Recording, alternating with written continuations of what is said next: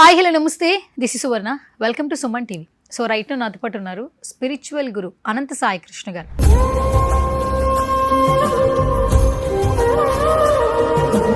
అనంత సాయి కృష్ణ గారు, ప్రతి ఒక్కరికి ఏంటంటే మంచిగా సెటిల్ అవ్వాలి, మన పిల్లలు బాగుండాలి, మనం బయటికి వెళ్తే మనం ఇలా ఎదిగామని మనకు ఒక స్టేటస్ వచ్చిందని చెప్పుకోవాలని అందరూ అనుకుంటున్నారు.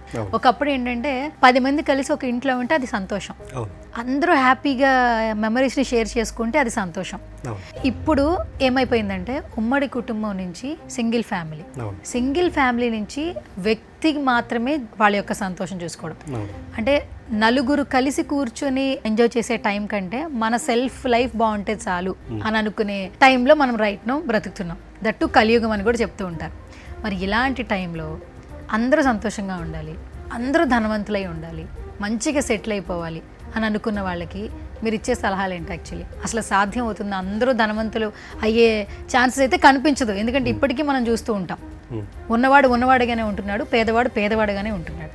మరి మీరేం చెప్తారు స్పిరిచువల్ గురుగా? ఇప్పుడు ఒక క్లాస్ ఉంటుందండి, క్లాస్లో టీచర్ ఉంటాడు, టీచర్ని కొద్దిసేపు యూనివర్స్ అనుకోండి, స్టూడెంట్స్ ఉంటారు, ఒక 50 మెంబర్స్ స్టూడెంట్స్ ఉన్నారు అనుకోండి. ఆ 50 మెంబర్స్లో ఇంటెలిజెంట్ స్టూడెంట్స్ ఎంతమంది ఉంటారు? ఒక 10% ఉండొచ్చు, 40%. అవును, మిగతా యావరేజ్ ఉంటారు. సెకండ్ క్లాస్, థర్డ్ క్లాస్, లాస్ట్కు ఫెయిల్ అయ్యే వాళ్ళ స్టూడెంట్స్ కూడా ఉంటారు. ఇక్కడ చూడండి, టీచర్ మాత్రము అందరికి ఒకే సబ్జెక్ట్ బోధిస్తున్నాడు, కానీ అక్కడ రిసీవ్ చేసుకున్న 50 మందిలో మాత్రము ఫస్ట్ క్లాస్ ఎందుకు కొంతమంది వస్తున్నారు, సెకండ్ క్లాస్ కొంతమంది వస్తున్నారు, థర్డ్ క్లాస్ కొంతమంది వస్తున్నారు, ఎందుకు ఫెయిల్ అవుతున్నారంటే అక్కడ తప్పెవరిది? అంటే ఎవరు తీసుకునే విధానం బట్టి, అంటే మనుషుల్లోనే మనలోనే ఉందంటారా? అంటే ఇప్పుడు జస్ట్ ఎగ్జాంపుల్గా ఆ క్లాస్ గురించి మాట్లాడుకుందాము, తప్పెవరిది? టీచర్దా స్టూడెంట్స్దా? స్టూడెంట్స్దే. 100% అందరికీ సమానంగా పాఠాలు చెప్తున్నారు. సేమ్ యూనివర్స్ సిద్ధాంతం కూడా అలాగేనండి. యూనివర్స్ ఇక్కడ టీచర్ని యూనివర్స్ ఎందుకంటే ఆయనలో ఉన్న సబ్జెక్ట్ అంతా ఏదైతే సబ్జెక్ట్ ఉంటుందో దానికి సంబంధించిన మెటీరియల్ అంతా ఆయన ఇస్తున్నాడు లేదా స్టూడెంట్స్కి. అంటే ఇక్కడ తీసుకోవడం అనేది పిల్లలపైన ఆధారపడింది. ఏ సబ్జెక్ట్ని ఎంత తీసుకుంటే సక్సెస్ అవుతున్నది ఆ పిల్లలు సక్సెస్ అవుతున్నారు, అక్కడ తీసుకోలేని వాళ్ళు ఫెయిల్యూర్ అవుతున్నారు. సేమ్ ఇదే మన లైఫ్లో అప్లై చేస్తున్నాం. యూనివర్స్ అనేది అన్లిమిటెడ్ అండి, దానికి కొలతలు అనేవి ఉండవు. ఇప్పుడు ఇంకో ఎగ్జాంపుల్ తీసుకున్నాం అనుకోండి, ఒక సముద్రం ఉంది, సముద్రంలో వాటర్ ఉంటాయి. గ్లాస్ తీసుకెళ్తే ఎన్ని వాటర్ తెస్తాం? కొంచెమే తెస్తాం. చెంబు తీసుకెళ్తే ఎక్కువ తెస్తాం. బకెట్ తీసుకెళ్తే ఇంకా ఎక్కువ. ట్యాంకర్ తీసుకెళ్తే ఇంకా ఎక్కువ. మనం ఎన్ని తీసుకుంటే వాటికి తగినంత వాటర్ తీసుకురావచ్చు. మన చేతుల్లో ఉందంటారు. ఉంది. సేమ్ అలాగేనండి, యూనివర్స్ అనేది అన్లిమిటెడ్, మీరు ఏది అడిగినా ఇవ్వడానికి సిద్ధంగా ఉంది. బట్ మనిషి ఏం చేస్తున్నాడు అంటే అడగడం లేదు, అది ఒకటి. ఇప్పుడు ప్రతి ఒక్కరికి డబ్బు సంపాదించడము సాధ్యమే అన్నారు. ఇప్పుడు మీరు లాస్ట్ వీడియోలో అడిగాడు, ఒకసారి మీరే అడిగారు, నేను ఆడి కార్ తీసుకోవాలనుకున్నాను అనుకున్నాను, మీ గురించే మాట్లాడుకుందాము.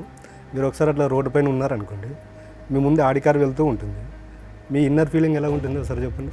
అంటే మనకు కూడా కావాలనిపిస్తుంది. ఆ కార్ చూసేటప్పుడు మీకు ఏమనిపిస్తుంది? మనం ఎప్పుడు తీసుకుంటాం అనిపిస్తుంది.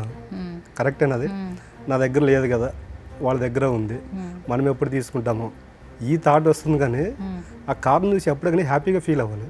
మనం ఎప్పుడు తీసుకుంటున్నామో అంటే అర్థం ఏంటి? ప్రజెంట్ నా దగ్గర డబ్బులు లేవని అర్థం. యూనివర్స్ ఏం చేస్తుందంటే మనం ఎప్పుడు తీసుకుంటున్నాం అనే దాన్ని రిసీవ్ చేసుకోదు. ఎప్పుడు తీసుకుంటున్నామంటే అర్థం ఏంటి?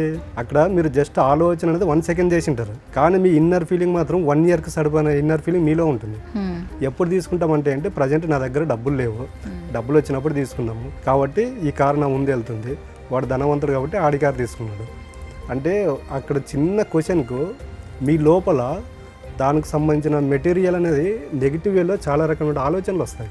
ఫస్ట్ మనిషి ఏంటంటే ఇవన్నీ బంద్ చేయాలి. ఎప్పుడైతే మీ ముందు ఆడి కార్ వచ్చి నిలబడుతుందో మీరు హ్యాపీగా ఫీల్ అవ్వాలి. ఎందుకు ఫీల్ అవ్వాలంటే నేను చెప్పాను చాలాసార్లు, మనం ఏదైతే కోరుకుంటున్నామో యూనివర్స్ అనేది మీ దగ్గరికి ఆడి కార్ పంపించింది మనకి చాలాసార్లు. మీరు ఇంకో విషయం చెప్తారు, లేడీస్కి ఎక్స్పెషల్ చూడండి, వాళ్ళకి ఎవరైనా ఒక రోడ్డు పైన వెళ్తున్న వాళ్ళకు లేడీస్కు శారీస్ పిచ్చి, డ్రెస్సులు పిచ్చి చాలా ఉంటుంది.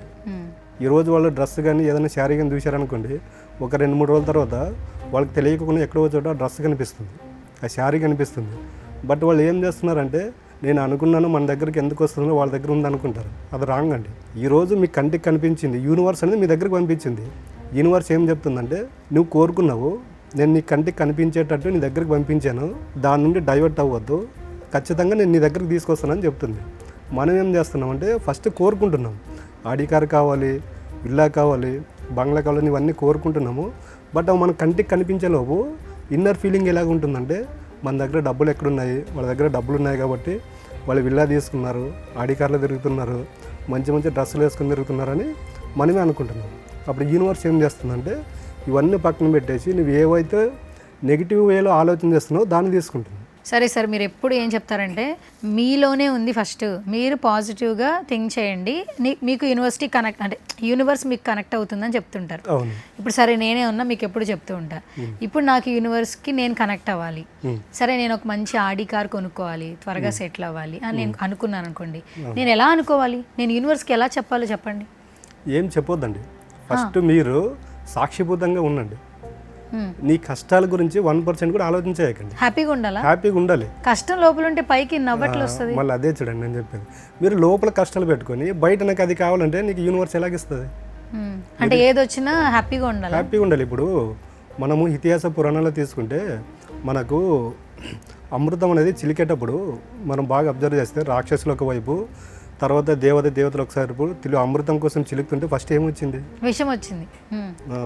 ఆ విధంగా ఫస్ట్ మనకు పాజిటివ్ కావాలంటే కొన్ని యూనివర్స్ వీళ్ళు స్టేబుల్గా ఉంటారో లేదో, దానిపైన నిలబడతారో లేదని టెస్ట్ చేస్తుంది.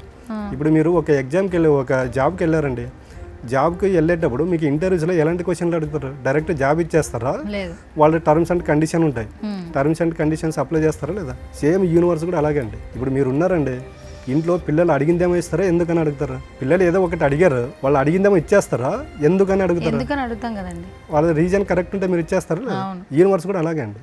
యూనివర్స్కి రీజన్ కావాలి, దానిపైన స్టేబుల్గా నిలబడాలి. అప్పుడు ఏం చేస్తుంటే యూనివర్స్ మీ దగ్గరికి తీసుకోరా అనే మాట మాట్లాడదు. ఈరోజు మనము సక్సెస్ అయిన వాళ్ళు మీరు ఎవరినైనా తీసుకోండి, వాళ్ళు ఒకసారి వాళ్ళ పాస్ట్ వాళ్ళ కష్టాల గురించి ఆలోచన చేయలేదు, కష్టాలను పక్కన పెట్టేసి వాళ్ళ గోల్ వైపు వాళ్ళు నడుస్తూ ఉన్నారు కాబట్టి సక్సెస్ అయ్యారు. వాళ్ళ దగ్గరికి డబ్బు వచ్చింది, రిలేషన్ వచ్చింది, హెల్త్ బాగున్నాయి.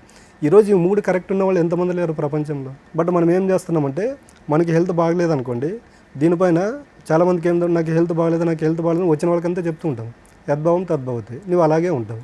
నాకు ఇంట్లో నా మిస్సెస్తో నాకు ప్రాబ్లము, నా హస్బెండ్తో నాకు ప్రాబ్లము, నా ఫాదర్తో ప్రాబ్లము, యద్భావం తద్భవతి. అదంతా ఎవరు పలుకుతున్నారో పదే నువ్వే పలుకుతున్నావు కాబట్టి నువ్వే అనుభవించు. ఇక్కడ మనిషి ఏం చేస్తున్నాడంటే ఉన్నదానిపైన కృతజ్ఞత భావంతో లేడు, లేని దాన్ని కోరుకుంటున్నాడు.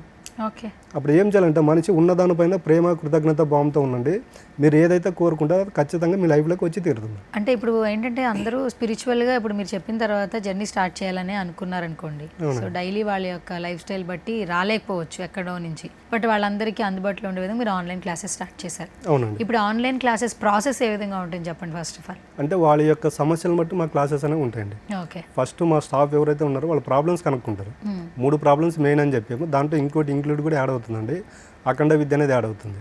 డబ్బు, రిలేషన్స్, హెల్త్ కాకుండా ఇప్పుడు పిల్లల కోసం సపరేట్ పెట్టామండి అఖండ విద్య అనేది. అంటే విద్య ఇప్పుడు చదువుకునే పిల్లలకి ఎక్కువ ప్రాబ్లం అయిపోయింది, మేజర్ ప్రాబ్లం.